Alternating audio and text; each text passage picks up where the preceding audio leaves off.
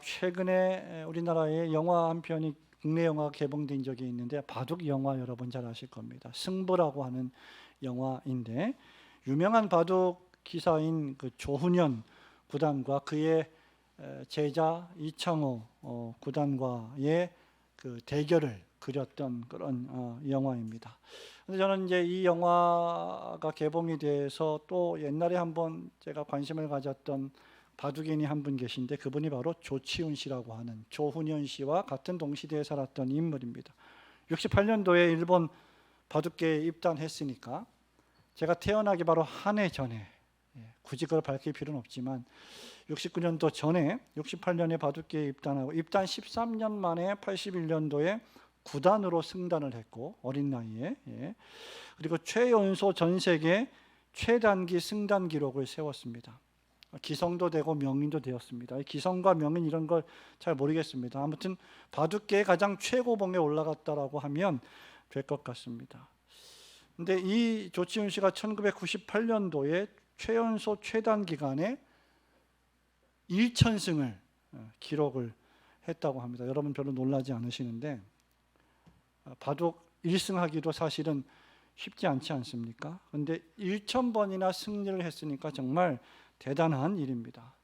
그래서 일본 기자가 이 조치훈 씨에게 인터뷰를 합니다. 조치훈 씨, 오늘로서 1000승을 달성하셨는데 혹시 그 조치훈 씨만의 특별한 비결이 있으십니까? 그 비결이 무엇입니까? 물으니까 이분이 한 유명한 말이 있어요. 뭐 특별한 비결은 없습니다. 그저 돌 하나하나 정성 들여 놓다 보니까 기성도 되고 명인도 되었습니다. 돌 하나하나 정성 들여 놓다 보니까 천승도 이룰 수 있었습니다. 이렇게 대답을 했습니다. 기자에게는 뭔가 좀 특별한 대답을 기자는 기대했을 텐데 조치훈 씨는 그저 순간순간 돌 하나하나 정성 들여서 놓았다. 그것이 매 순간 최선을 다하는 것이야말로 1천승이라고 하는 전무후무한 기록을 세우는 승리의 비결이 되었다. 이렇게 대답을 한 것입니다. 사실 사람들은 뭐 저마다 비결을 가지고 싶어 합니다. 현대인들이 가지고 싶어하는 가장 좋은 큰 일반적인 비결, 소원 가운데 하나가 돈을 잘 버는 비결, 뭐 행복하게 잘 사는 비결, 이런 것들을 얻고 싶어 하지요. 사전에 보면 비결이라고 하는 것은 숨겨두고 혼자 쓰는 좋은 방법이라고 기록이 되어 있습니다. 그러니까 비결은 남들이 잘 알지 못하는 거죠. 남들에게 다 알려졌다면 그것은 비결이 되지 않지 않겠습니까? 그러니까 나만 알고 있는 숨겨놓고 쓰는 좋은 방법인데 그러한 방법을 사도 바울이 오늘 본문에서 우리에게 말해주고 있다. 그것도 그저 한두 가지 잘하게 해주는 비결 정도가 아니라 바울이 일체의 비결을 말하고 있습니다. 12절에 보니까 나는 제일 마지막에 일체의 비결을 배웠노라 라고 고백을 하고 있습니다. 어떤 사람이 어떤 일에 대해서 대단한 성공을 거두었을 때 사람들은 종종 당신의 그 성공 비결이 무엇입니까? 어떤 회사를 창업해서 그 회사를 굴지의 대기업으로 만들었을 때 그 회사를 이렇게 키운 비결이 무엇입니까? 라고 묻는 것이죠. 그런 경우에도 역시 성공의 비결은 다른 사람이 알지 못하는 그 사람만 알고 있는 숨겨둔 소위 비장의 무기 같은 것이라고 할 수 있을 겁니다. 그런데 바울은 이렇게 단순히 사업을 잘하는 비결이나 돈을 잘 버는 비결이 아니라 일체의 비결을 가지고 있다라고 말을 합니다. 엄청난 비결이 아닙니까? 사실 그리스도인들은 여러분이 인식하고 있든 그렇지 못하든 간에 엄청난 비결을 가지고 있는 사람들입니다. 여러분 믿으십니까? 별로 안 믿으시는 것 같아요. 그것도 일체의 비결을 가지고 있는 사람들입니다. 우리가 이 비결, 이 무기를 잘 인식하고 있다면 우리는 인생을 살아가면서 우리의 인생을 성공적으로 살고 또 성공적으로 마무리할 수 있을 것입니다. 오늘은 아주 간단하게 이 사도 바울이 말하고 있는 일체의 비결이 무엇인지를 생각해 보려고 합니다. 우리는 보통 이 말씀을 읽을 때 아주 안 좋은 습관 가운데 하나가 앞에 있는 말씀들은 다 제거하고 가장 눈에 띄는 제일 좋은 말씀 13절 말씀만을 너무 좋아한다는 거죠. 한번 읽어볼까요? 여러분 13절 시작. 내게 능력 주시는 자 안에서 내가 모든 것을 할 수 있느니라. 예, 능력 우리 좋아하죠? 우리 모든 거 할 수 있다는 거 다 좋아하잖아요. 그런데 이 능력 주시는 자 안에서 내가 모든 것을 할 수 있느니라 이 말씀 자체가 결국은 일체의 비결인데 이 비결이 무엇인지 바울이 이 빌립보서 전체를 통해서 우리에게 가르쳐 주는 것이고 특별히 오늘 본문 9절, 10절, 11절, 12절에서 구체적으로 가르쳐 주고 있습니다. 우선 무엇보다도 그리스도인이 모든 것의 일체의 비결을 가지고 있는데 그 일체의 비결은 모든 것을 가능하게 해주는 13절 말씀처럼 능력 주시는 자 안에서 모든 것을 할 수 있는 모든 것을 하게 해주는 유일한 비결은 매우 평범합니다. 단순합니다. 그것은 자족하며 감사하며 살아가는 평범한 진리에 있다는 사실입니다. 10절 한 절 말씀 10절 11절 두 절을 한번 같이 읽어볼까요? 내가 주 안에서 시작. 내가 주 안에서 크게 기뻐함은 너희가 나를 생각하던 것이 이제 다시 싹이 나느니 너희가 또한 이를 위하여 생각은 하였으나 기회가 없었느니라. 내가 궁핍함으로 말하는 것이 아니니라. 어떠한 형편에든지 나는 자족하기를 배웠노니. 아멘. 10절에 보니까 바울이 기뻐했다고 했습니다. 여러분 빌립보서의 주제 가운데 하나가 무엇입니까? 그리스도인의 기쁨이에요. 신자의 기쁨이에요. 하나님이 택한 백성들, 성도들이 누리는 기쁨과 즐거움이에요. 다시 말하면 신자의 삶은 누가 생각하듯이 우울하거나 지나치게 엄숙하거나 재미가 없거나 그런 것이 아니라 기쁜 삶이라는 거죠. 즐거운 삶이라는 거죠. 바울이 이 빌립보서 1, 2, 3, 4장에서 기쁨에 대해서 얼마나 많이 말하고 있는지 모르고 빌립보 교회 교인들에게 너희는 기뻐하라 기뻐하라 내가 또다시 말하노니 기뻐하라 자주자주 반복하면서 기뻐할 것을 촉구하고 있었습니다. 그것도 10절에 보니까 어떻게 기뻐했어요? 네? 이 작은 기쁨이 아닙니다. 크게 박장대소하면서 너무 기뻐서 입을 크게 벌리면서 웃으며 기뻐하는 그러한 기쁨입니다. 이유는 바울이 전도해서 설립된 이 마게도니아 지역의 첫 교회였던 이방인의 첫 교회였던 이 빌립보 교회 성도들이 복음을 전하는 사도 바울 자신에게 어느 정도의 물질을 후원해서 보내왔기 때문입니다. 이 본문의 배경이 바로 그 배경이에요. 자신들을 목양했고 자신들에게 하나님 말씀을 가르치고 진리의 말씀을 설교했고 그 영혼들을 감독하고 돌아보았고 기도해 주었던 사도 바울을 위한 빌립보 교회 성도들의 사랑의 마음이요 감사의 표시, 성의의 표시를 바울에게 보낸 것입니다. 그런데 바울은 당시 빌립보 교인들뿐만 아니라 이 말씀을 읽는 우리들이 오해하지 않도록 12절에서 이 말씀을 덧붙이고 있습니다. 당신들이 나에게 이 헌금을 보내준 것, 이 돈을 보내준 것은 내가 궁핍했는데 이 돈 때문에 만족을 얻었기 때문이 아닙니다. 그 이야기를 하는 거예요. 내가 궁핍함으로 말하는 것이 아닙니다. 나는 어차피 어떤 형편이든지 뭐 하기를 배웠다고요? 12절에 자족하기를 배운 사람입니다. 이 말을 하고 있는 거예요. 더 노골적으로 말하면 제가 지금 좀 물질이 필요했는데 내가 복음 전파 때문에 굶주리고 못 입고 힘들고 고생하고 있는데 빌립보 교회 성도님들 여러분들이 저에게 이 물질을 보내어 주셔서 배불리 먹고 따숩게 자고 편안하게 지내게 되어서 기쁩니다. 이 말을 하는 게 아니라는 거예요. 지금 바울은 모든 전도 여정을 마치고 로마의 감옥에 감금되어 있습니다. 에베소서, 빌립보서, 골로새서, 빌레몬서 여러분 잘 아시는 것처럼 옥중서신이에요. 감옥에서 이 편지를 쓰고 있고 언제 로마 황제의 명령을 통해서 순교를 당할지 죽임을 당할지 모르는 형편에 처해 있었던 사람이 바울입니다. 그런 바울에게 돈이 좀 들어왔어요. 그게 뭐 얼마나 그렇게 크게 물론 기뻤겠지만 즐거웠겠지만 그것이 얼마나 큰 기쁨이었겠습니까? 다시 말하면 바울이 기뻐했던 근본적인 이유는 물질적인 원조에 있지 않았다는 겁니다. 물론 그것도 기뻐했죠. 그것도 즐거워했죠. 감사했습니다. 하지만 그가 오히려 더 크게 기뻐했던 더 큰 이유는, 더 큰 원인은 뭐였냐면 빌립보 교회 성도들의 물질적인 도움 자체가 아니라 사도 바울을 통하여 복음을 전하는 하나님의 그 놀라운 절대하신 주권적인 사역에 빌립보 교회 교인들의 성도들이 눈을 뜨고 그 일에 동참했다는 사실입니다. 그렇기 때문에 바울이 기뻐했던 것은 당장 곤란을 당하거나 필요한 것이 채워져서가 아니라 빌립보 교회 성도들이 하나님 나라의 일을 위하여 헌신하는 마음을 가지게 되었다는 사실, 그것에 기뻐했던 겁니다. 이미 바울은 정말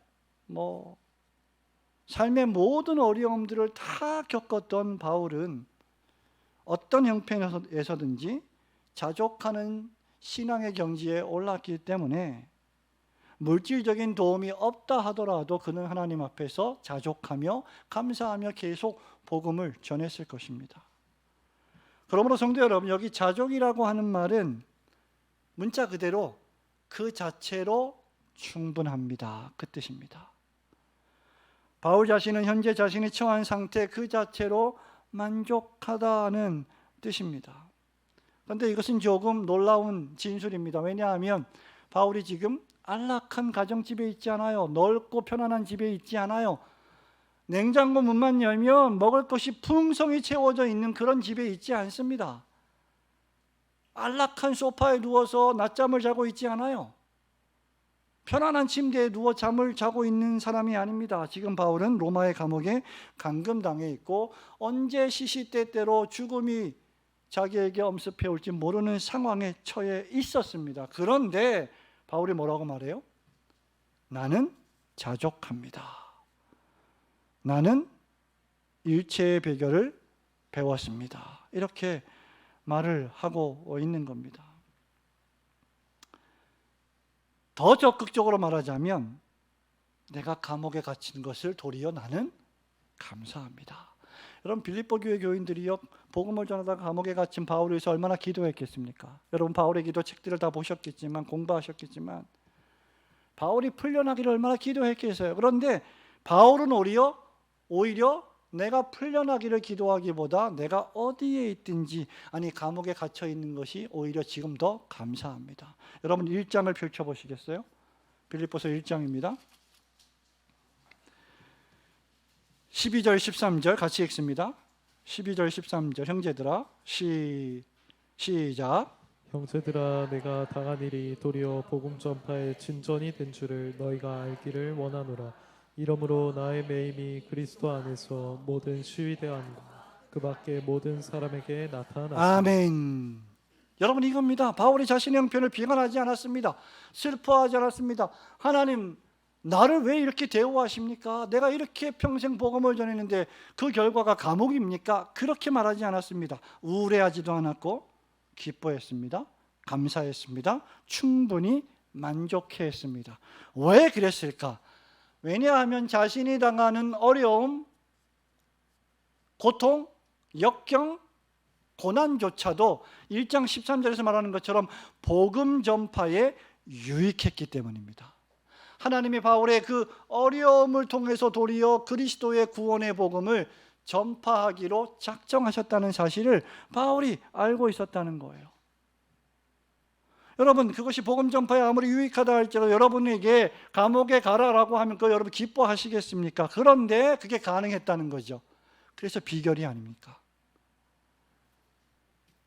사람들 중에는 적은 것을 가지고도 감사하고 기쁘게 살아가는 사람들이 있습니다. 그런데 많은 것을 소유하고도 더 많은 것을 소유하지 못해 불평하고 원망하고 불만하는 사람들이 있습니다.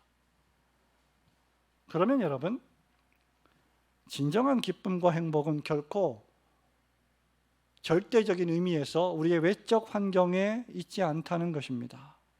재산이 많다고 해서 최고의 권력에 올라갔다고 해서 대단한 인생의 명예를 얻었다고 해서 항상 기쁜 것은 아니라는 겁니다.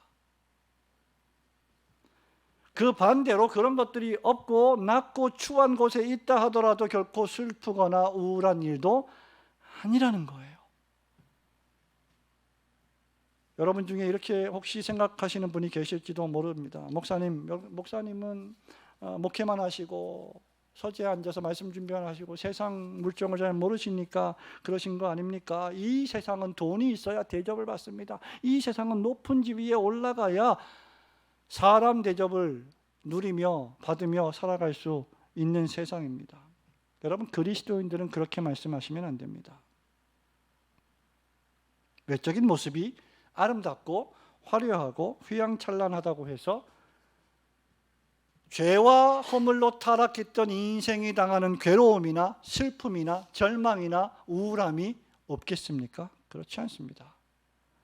우리 주위에는 오히려 그런 사람들 중에 더 우울해하고 슬퍼하며 수많은 것을 가졌음에도 불구하고 자신의 인생을 비관하는 사람들이 상당히 많습니다. 사랑하는 우리 올고등교회 성도 여러분, 진정으로 여러분들이 기쁘고 행복한 삶을 살 수 있게 만드는 것은 그런 외적인 것들에 좌우되는 것이 아닙니다. 진정한 그리스도인의 행복의 비결은 여호와 하나님을 우리의 목자로 삼고 그 하나님이 우리에게 주신 모든 것에 만족하고 자족해하며 감사할 때 가능해지는 것입니다.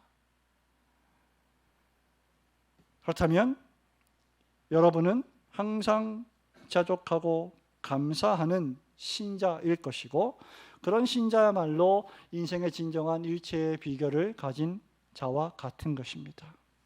여러분들께서 주님이 주시는 은혜와 구원에 감사하고 여러분에게 주신 모든 소유에 만족하고 자족하며 살아가시는 성도들이 되시기를 주님의 이름으로 축원합니다.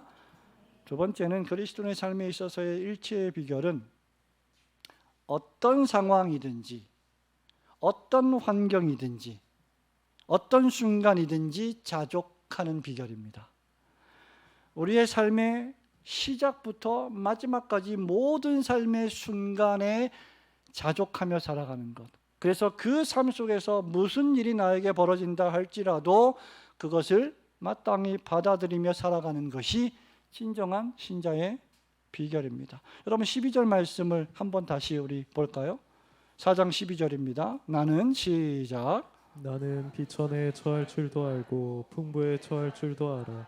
모든 일 곧 배부름과 배고픔과 풍부와 궁핍에도 처할 줄 아는 일체의 비결을 배웠노라. 아멘. 여러분 이것이 내게 능력 주시는 자 안에서 내가 모든 것을 할 수 있다는 바울의 고백의 진짜 뜻입니다.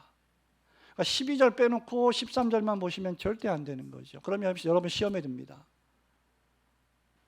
은혜가 안 되죠. 13절은 은혜가 되는데 12절은 별로 은혜가 안 될 거예요. 믿음이 없으면. 기록된 성경 말씀을 통해서 하나님께서 우리에게 주시는 일체의 비결은 내가 너를 부자를 만들어 줄게. 내가 너 살아가는 동안 남편과 아내, 부모와 자녀 간의 관계가 형통하게 해줄게. 친구들 많이 모아줄게. 그런 게 아닙니다.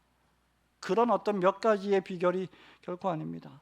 하나님께서 우리에게 주시려는 비결은 사도 바울이 경험했고 그가 우리도 알기를 원하는 비결은 일체의 비결입니다. 일체의 비결. 여기 일체의 비결은 모든 것에 대한 비결입니다. 모든 것, 모든 상황, 모든 경우의 수에 해당하는 비결을 가리킵니다. 다른 말로 하면 항상 비결이 된다는 것이죠. 언제든지 비결이 된다는 말입니다. 무슨 일이든지 언제든지 어떤 경우에라도 라는 말입니다. 그러니까 그리스도인이 가진, 성도가 가진 일체의 삶의 비결은 언제든지 어떤 일에든지 어떤 경우에든지 어떤 환경에든지 하나님의 절대하신 주권을 인정하며 그 상황에 대하여 만족하고 감사하는 데 있다는 말입니다. 그러니까 이거 정말 놀라운 비결이 아니겠어요, 여러분? 별로 인상이 밝지 않으신 것 같은데 어느 그 상점에 그 액자가 하나 있는데 액자에 이렇게 기록이 되어 있더라고요. 상냥함과 친절함은 통장 잔고에서 오고 인생의 행복함은 당과 탄수화물 섭취에서 온다. 그 진리 아닙니까? 여러분의 통장에 돈이 좀 어느 정도 있을 때 사람은 좀 관대해지죠. 일반적으로. 안 그런 사람도 있습니다만 내가 쪼들리고 내가 힘들고 내가 떼거리가 관계없고 그러면 힘들지 않겠어요? 내가 먹고 살기도 힘든데. 근데 좀 재능물이 풍성하면 남들도 좀 도와주고 싶고 섬기고 싶고 이런 마음이 들 거예요. 그건 자랑할 게 아니에요. 당연한 거예요. 그리고 행복도 당과 탄수화물에서 온다. 예. 보통 여러분 우울할 때, 기분 안 좋을 때, 이럴 때 가만 보시면 당이 떨어져서 그래요. 그러면 뭐 베스킨라빈스 아이스크림을 먹으면 되죠. 근데 저는 이걸 읽으면서 이 생각을 해봤어요. 만약에 먹을 당이 없다, 먹을 탄수화물조차 없다, 예? 나눌 통장의 잔고조차 없다, 뭐 수억, 수천은커녕 수백, 수십도 없다. 그래도 상냥하시겠냐 이 말이에요. 그래도 친절하겠냐 이 말이에요. 가능하겠냐 이 말입니다. 근데 그리스도인은 그게 가능한 사람이라는 거죠. 이걸 우리는 알아야 됩니다. 지금 바울이 어디 있습니까? 복음을 전한다는 이유로 로마의 감옥에 갇혀서 언제 죽을지 모르는 형편에 처해 있습니다. 그런데 빌립보 교인들의 약간의 물질의 원조를 받고 감사하면서 쓴 편지가 바로 빌립보서예요. 그런데 감옥에 갇혀 있는데 기뻐하라니요. 기뻐하라가 아니라 나는 기뻐하고 있다. 그것도 크게 기뻐한다. 라고 말하다니요, 여러분. 자족한다니요. 비천에 처할 줄도 알고 풍부에 처할 줄도 안다고 말을 하다니요. 이게 가능한 일입니까? 정말 믿음이 좋은 신자는 폭풍 가운데 서 있어도 요동하지 않는 사람입니다. 비바람이 몰아치고 천둥 번개가 위협해도 고요한 사람이죠. 주변의 고난과 환난과 핍박이 임한다 할지라도 찬송가 가사처럼 땅들이 변하고 물결이 일어나 산 위에 넘쳐도 두려워하지 않는 사람입니다. 왜냐하면 여호와 하나님이 그의 목자가 되심을 알기 때문입니다. 그래서 외적인 상황에 좌우되지 않고 환경 따라 이리저리 흔들리지 않는 사람입니다. 사실 사도 바울만큼요 불평할 거리가 많은 사람이 어디 있겠어요. 사실 이 생각을 하면 우리 그리스도인들은, 현대 그리스도인들은 불평할 게 아무것도 없어야 마땅합니다. 사실 바울만큼 불만할 수 있는 그 경우가 얼마나 많은 사람이 더 있겠습니까? 세상에 아무도 없을 겁니다. 사도 바울만큼 스스로 나는 비참하다, 불행하다, 내가 이렇게 살아서 뭐하나 라고 생각할 사람이 어디 있겠습니까? 여러분 잘 아시는 것처럼 사도 바울은 평생 그리스도와 그분의 십자가 복음을 위해서 선교하고 전도했던 인물입니다. 그런데 그에게 찾아온 보상이 무엇일까요? 고린도서 11장 23절부터 보면 이렇게 말합니다.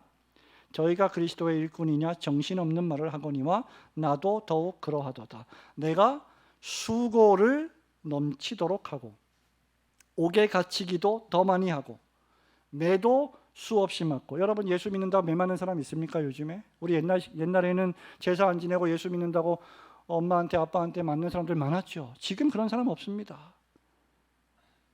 여러 번 죽을 뻔했고 유대인들에게 40에 하나 감한매를 무려 5번이나 맞았습니다. 39대를 그냥 곤장 때리듯이 맞는 게 아니라 납처럼 뾰족하게 되어 있는 점들을 붙여갖고 그걸로 때리는데 39대를 맞으면 살갗이 찢어지고 피가 나고 엉망이 되겠죠. 그렇게 해서 39대를 맞고 나왔는데 아물만할 때쯤이면 또 39대를 5번 맞은 거예요. 여러분 이걸 견딜 수 있겠습니까? 한 번 돌로 맞고 3번 태장으로 맞고 3번 파손했고 일주일을 기품에서 지냈으며 여러 번 여행에 강의 위험, 시내의 위험, 광야의 위험, 바다의 위험, 거짓 형제 중에 위험을 당하고 또 수고하고 했으며 여러 번 잠자지 못하고 추리며 목마르고 여러 번 굶고 춥고 배고팠노라. 그런데 바울이 뭐라 그래요? 지금 감옥에서 성도 여러분, 기뻐하세요. 내가 다시 말하는데 기뻐하세요. 주 안에서 기뻐하세요. 저는 기쁩니다. 크게 기뻐합니다. 나의 이 매임이 온 시위대 안에 그리스도의 복음을 전파하는 계기가 되었으니 감사합니다. 평생 주를 위해 수고했는데 그에게 온 결과가 이것이었습니다. 그런데 그는 원망하거나 불평하지 않았습니다. 왜냐하면 그가 늘 고백하듯이 그에게 있어서 살아가는 유일한 목적이 그리스도시요, 죽을 때에도 그에게 유일한 가치와 목적은 그리스도와 그분의 십자가 뿐이었기 때문입니다. 바울은 이미 수없는 죽음의 터널을 살면서 통과했고 경험했던, 정말 고난이 무엇인지를 밤새도록 이야기해 줄 수 있는 숙련된 그런 선교사였습니다. 그래서 로마 감옥에 앉아서도 빌립보 교인들을 향하여 기뻐하라, 기뻐하라, 내 주 안에서 항상 기뻐하라고 설교할 수 있었던 거예요. 본인도 기뻐하지 않으면서, 본인도 기쁘지 않으면서 어떻게 다른 성도들에게 기뻐하라고 이렇게 많이 말할 수 있겠습니까? 위선이죠. 그러나 바울은 그렇지 않았습니다. 빌립보서 1장 20절, 이 말씀이 사경의 셋째 날 주일 오전 예배 본문의 말씀인데요. 나의 간절하고도 유일한 기대와 소망은 오직 전과 같이 이제도 온전히 담대하여 살든지 죽든지 내 몸에서 그리스도가 존귀히 되게 하려 하노니라고 바울은 말했습니다. 바울의 인생의 목적은 그리스도였고 바울의 죽음도 그리스도로 인한 것이었습니다. 그러므로 그리스도인의 자족과 감사는 수많은 고난을 이기고 죽음을 이기는 죽음보다 강한 일체의 비결이 되는 것입니다.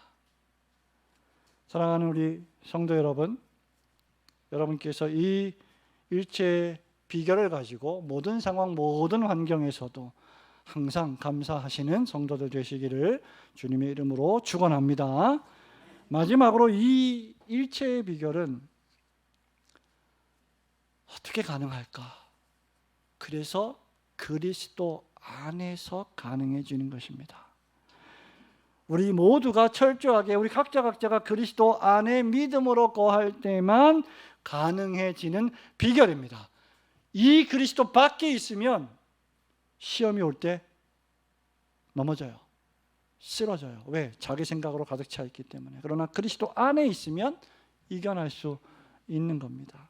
우리 13절 말씀을 마지막으로 한 번 더 보겠습니다. 내게 시작. 내게 능력 주시는 자 안에서 내가 모든 것을 할 수 있느니라. 아멘. 바울에게 능력을 수여해 주셨던 우리 주 예수 그리스도 안에 바울이 믿음으로 거하고 있었기 때문에 바울은 풍부에 처할 줄도 알고 궁핍에 처할 줄도 알았다는 거예요. 통장 잔고가 많아도 감사하고 바닥이어도 감사하고 하나님을 의지할 수 있었다는 겁니다.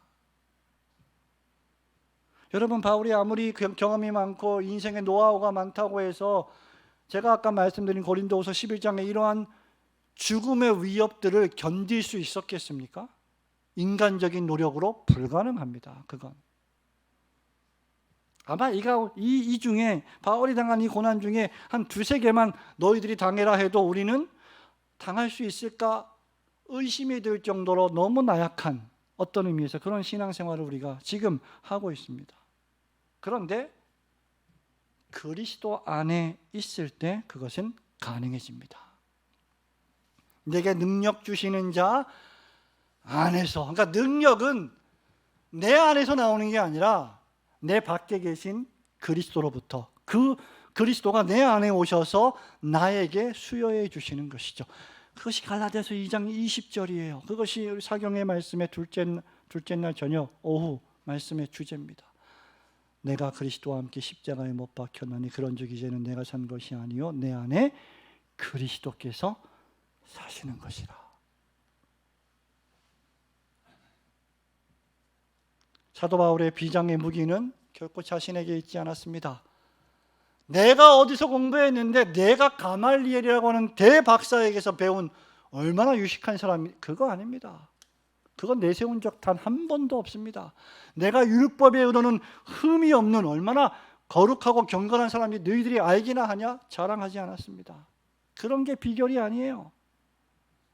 그런 것들은 이사야 64장 6절에 따르면 다 더러운 옷 같아서 거지의 넝마 같다라고 이사야 선지자가 우리의 의라는 게, 우리가 내세우는 공로라는 게 그 정도밖에 안 된다라고 이미 말을 했습니다. 바울이 이런 고난을 견딜 수 있었던 것은 바울이 인내의 화신이거나 불굴의 노력을 기울이던 사람이어서가 아니라 그리스도 안에 있는 신자의 삶이 무엇인지를 바울은 체험했기 때문입니다. 예수 안에 있는 삶.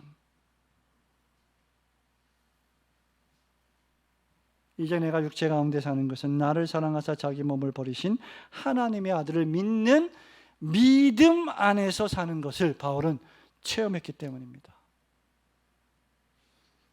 이런 의미에서 신앙생활에 무슨 신기하고 놀라운 비결은 없습니다. 예수 그리스도와 그분의 십자가에 못 박히심만을 알고 그 그리스도 안에만 있기를 원할 때 그 사람이야말로 진정한 비결을 가지게 되는 것입니다. 그런 사람이야말로 모든 것을 바라고 모든 것을 참고 모든 것을 소망하고 사랑으로, 믿음으로, 인내로 살아가는 사랑의 사람이 되는 것입니다. 기독교의 비밀은, 신자의 비밀은 철저하게 그리스도 안에 있는 것뿐입니다. 생각할 때도 그리스도 안에서 생각하고, 말을 할 때도 그리스도 안에서 믿음으로 말하고, 무언가 결정하고 행동할 때도 그리스도 안에서 믿음으로 결정하고 행동하는 것입니다. 신자가 모든 것을 가능하게 할 수 있는 유일의 비결은 철저하게 그리스도를 믿는 믿음으로 사는 것뿐입니다. 그런데 그렇게 살 때 그 사람이야말로 모든 것을 가능하게 하는 능력의 사람이 된다는 거예요. 성도 여러분, 바울은요, 비천에 처할 줄도 알았습니다. 그러나 동시에 부요함에 처하는 것이 무엇인지도 바울은 알았어요. 부자를 경멸하지 않았습니다. 부유한 삶을 살아가는 것이 무엇인지도 바울은 체험했어요. 그것도 감사했습니다.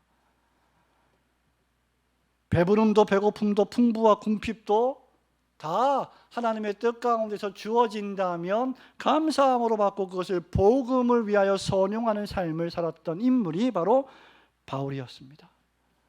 바울이야말로 시편 23편 1절의 말씀을 고백하는 사람일 것입니다. 여호와는 나의 목자시니 내가 부족함이 없으리로다.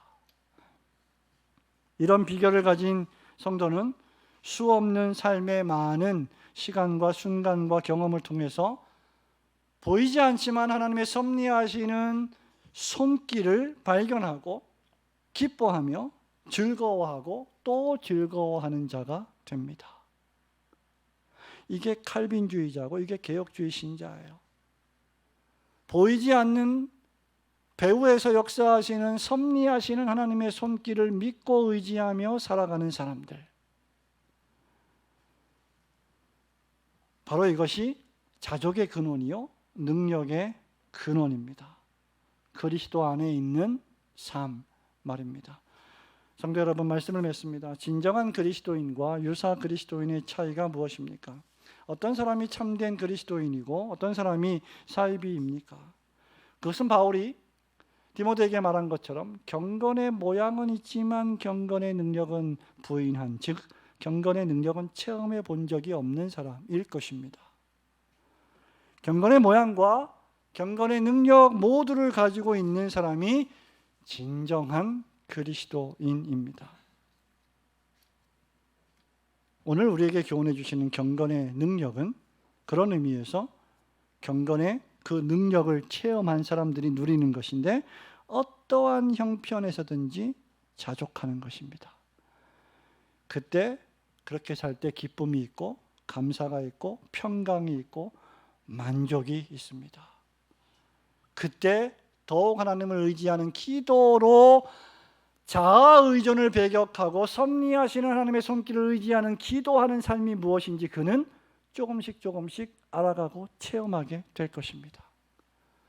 오늘 청대학부 우리 교육 시간에 바울의 기도 1장을 공부를 했는데요. 기도 학교에서 배우는 기도. 근데 어떤 청년이 이렇게 질문을 합니다. 제가 사도 야고보 이야기를 하면서 우리가 얻지 못하면 구하지 아니함이기 때문입니다. 일단 우리는 기도해야 합니다. 하나님이 선물을 이렇게 주시려고 준비하고 계시는데 이걸 받지 못하는 이유는 우리가 입을 열어 기도하지 않기 때문입니다. 그랬더니 안 주실 때도 있잖아요. 이렇게 물어보는 거예요. 예, 맞습니다. 안 주시는 것은 안 주실 때 그것이 하나님의 응답이고 주실 때는 그것이 필요하기 때문에 주시는 것입니다. 둘 다 하나님의 응답입니다. 만약에 주시면 감사하겠지만 어떤 것을 기도했을 때 그것을 안 주시면 무엇을 주시느냐라고 할 때 그 상태를 견디는 인내하는 힘을 주십니다. 그게 응답이에요.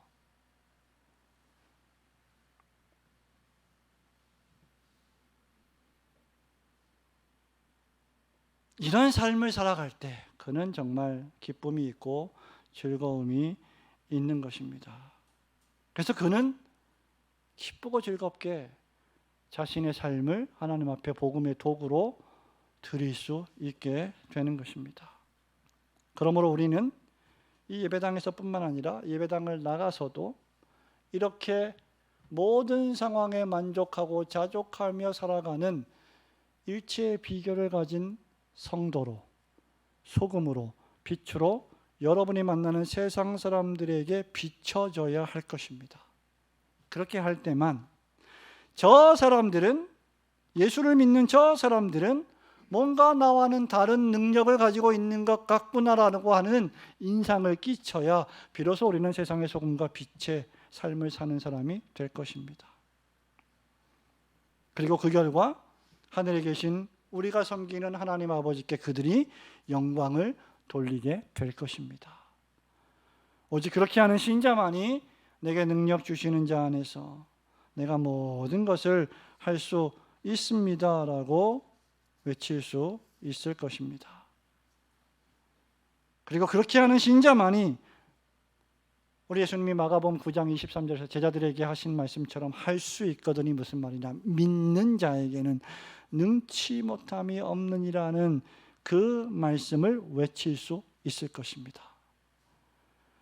여러분이 교회에서나 가정에서나 학교에서나 직장에서나 사회에서나 무엇을 하시든지 또 누구를 만나시든지 언제든지 어떤 형편에서든지 항상 그리스도의 복음을 위하여 감사하며 여러분의 인생을 복음의 선교의 전도의 도구로 살아드리는 삶을 사시는 성도들이 되시기를 주님의 이름으로 축원합니다. 아멘.